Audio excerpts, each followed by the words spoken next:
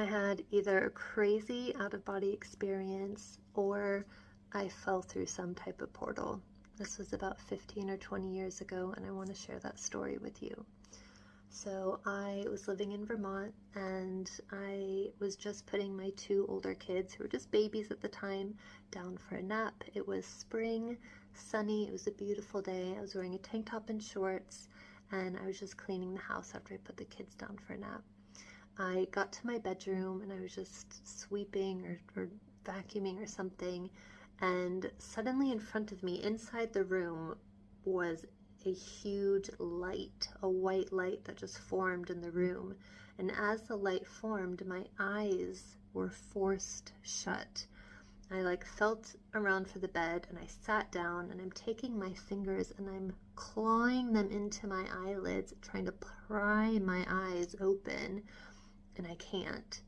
And within a heartbeat, I'm suddenly standing outside in the dark.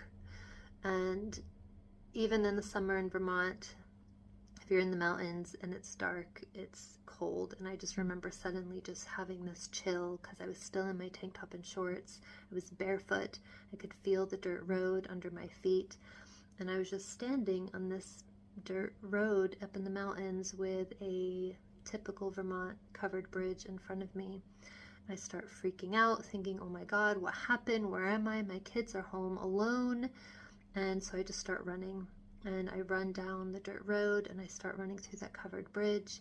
And as I'm going through the bridge, I'm getting slower and slower and slower. And just as I get to the other end, I can't move my feet anymore. So I take my hands and I put them up on a wooden beam for support, and I just slide down to sit. And I just sit on the floor of this covered bridge in complete shock, having no idea what's going on. And then suddenly this farmer style man starts walking down the dirt road and through the covered bridge towards me. And about halfway through the bridge, he sees me and he jumps back startled, as if he'd seen a ghost, me being a ghost. And he kind of just stands back, and then he goes like this, and he leans in and he goes, "Are you okay?"